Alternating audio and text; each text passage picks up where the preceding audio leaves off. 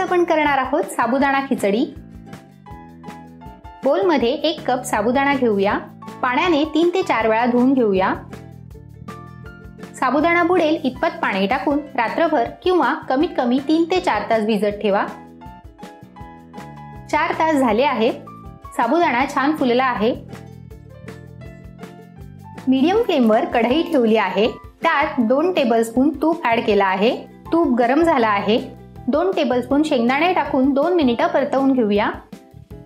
3 हिरव्या मिरच्या टाकून 1 मिनिट परतवून घेऊया।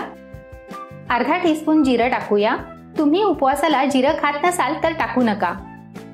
जिरं तडतडलं की एका छोट्या उकडलेल्या बटाट्याचे तुकडे टाकूया। पाव टीस्पून सेंधव मीठ टाकूया। उपवासाला रेग्युलर मीठ खात असाल तर सेंधव मिठाऐवजी ते टाका। जर तुम्ही उपवासाला आलं, लिंबू, कढीपत्ता किंवा कोथिंबीर खात असाल तर तेही टाकू शकता। 2 मिनिटे परतवून घेऊया। 2 मिनिटे झाली आहेत। भिजलेले साबुदाणे, 1 टीस्पून सेंधव मीठ आणि 3/4 कप भाजलेल्या दाण्याचा जाडसर कूट टाकून मिक्स करूया। 3 ते 4 मिनिट मीडियम टू हाय फ्लेमवर सतत ढवळत खिचडी शिजवायची आहे।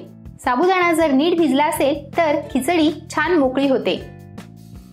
3 मिनिटे झाली आहेत। 1 टीस्पून साखर टाकूया। अजून 3 मिनिटे शिजवूया। तुम्हाला जर ही रेसिपी आवडली असेल तर व्हिडिओला लाईक, शेअर आणि चॅनलला सबस्क्राईब जरूर करा।